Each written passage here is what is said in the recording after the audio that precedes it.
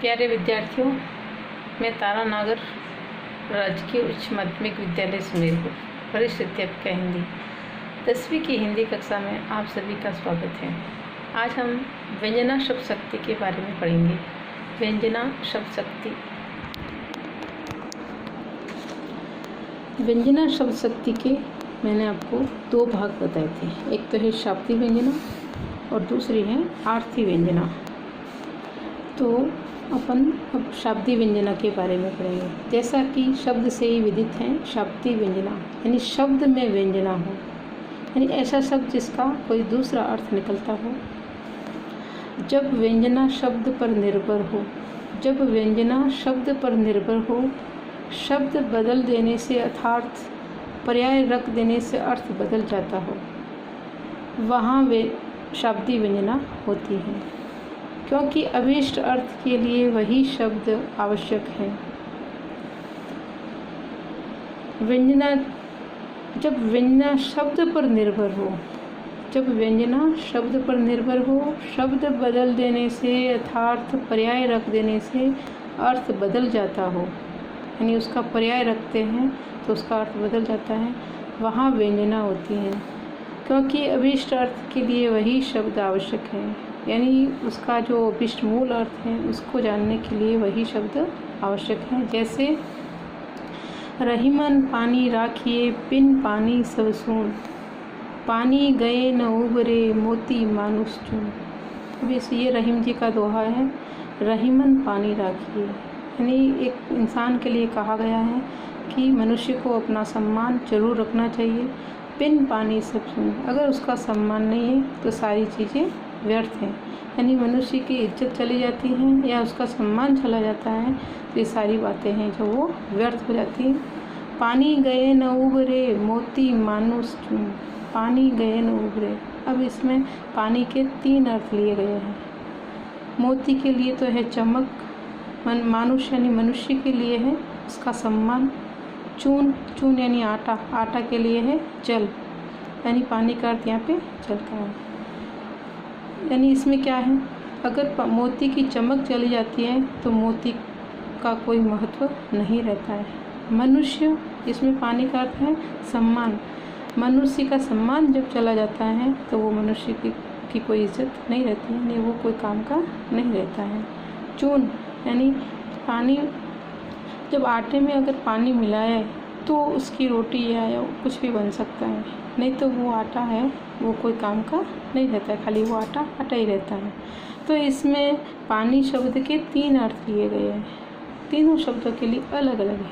ठीक है, मोती के लिए चमक, मानुष के लिए है सम्मान और चून यानी आटा के लिए है जल। तो इसमें पानी शब्द के तीन अर्थ चमक, सम्मान एवं जल उसके पर्याय रख देने पर नहीं रहेंगे, यानी इसकी जगह अपन पानी के शब्द में कोई दूसरा इसका पानी का पर्याय रख देते हैं तो वो उसका महत्व नहीं रहता है।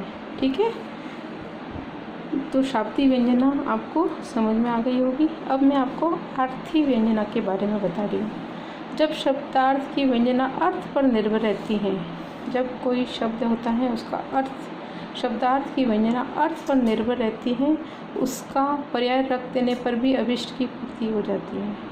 अब इसमें शब्द का पर्याय रख देने पर उसकी अर्थ की पूर्ति नहीं होती है, और इसमें क्या बताया जा रहा है, ये आर्थी व्यंजना है, इसलिए इसमें बताया है कि जब शब्दार्थ की व्यंजना अर्थ पर निर्भर रहती है उसका पर्याय रख देने पर भी अभीष्ट की पूर्ति हो जाती है, यानी उसका पर्याय रखेंगे, पर्यायवाची शब्द कोई दूसरा भी रखेंगे तो भी अर्थ की पूर्ति हो जाती है, यानी वो अपन को समझ में आ जाता है। वहाँ आर्थी व्यंजना होती हैं।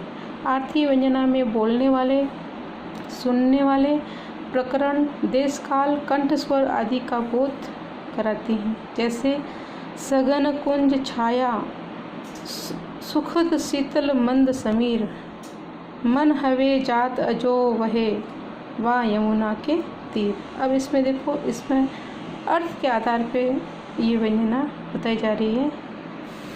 इसमें गोपिका कृष्ण के साथ बिताई यमुना तट की लीलाओं को याद कर रही है। जो बातें वह कहना चाहती हैं, हृदय के जिन भावों का प्रभाव व्यक्त करना चाहती हैं, वह समस्त भाव संसार यहाँ व्यक्त हो गया। यानी जो ये दोहा जो लिखा है, सघन कुंज छाया सुखद शीतल मंद समीर, मन हवे जात अजो वहे वा यमुना के तीर। यानी गोपियाँ कृष्ण भगवान को याद करती हैं और उस समय जो वो माहौल था वो याद कर रही है। सघन कुंज छाया यानी कृष्ण भगवान के साथ में वो खेलती थी तो वो चीज़ें याद कर रही है कि सघन कुंज गहरा बगीचा था, छाया थी, जो छाया थी वो बहुत सुख देने वाली थी, शीतल मंद समीर और मंद मंद ठंडी हवा चल रही थी, मन हवे जात अजो वे व यमुना के तीर पर जो मौसम था, जो माहौल था वो हम आज भी याद करती हैं। तो इसमें गोपिका कृष्ण के साथ बिताई यमुना तट की लीलाओं को याद कर रही हैं। जो बातें वह कहना चाहती हैं, हृदय के जिन भावों का प्रभाव वह व्यक्त करना चाहती है, वह समस्त भाव संसार यहाँ व्यक्त हो गए हैं। यानी इसमें अर्थ के आधार पर व्यंजना व्यक्त हुई है और इसमें है शब्द के आधार पर, इसमें शब्दों के माध्यम से वो व्यंजना व्यक्त हुई है और इसमें इसका जो अर्थ है उस पे अपन को उस अर्थ के आधार पे अपन इनके शब्दों को समझते हैं। तो मुझे लगता है आपको इन दोनों में शाब्दिक व्यंजना और अर्थी व्यंजना में जो अंतर है वो समझ में आ गया होगा। यानी व्यंजना का अर्थ ये होता है कि दूसरा, मगर यहाँ पे है शब्द यानी शब्द के आधार पे और इसमें है अर्थ के आधार पे व्यंजना। ठीक है, तो आप सभी को अगर मेरा ये वीडियो पसंद आया हो तो लाइक करिए, सब्सक्राइब करिए और प्लीज़ शेयर भी करिए। धन्यवाद। और कोई समझ में नहीं आई है बात तो मेरे को प्रश्न करना, मैं आपके प्रश्न का अच्छी तरह से जवाब दूंगी। धन्यवाद।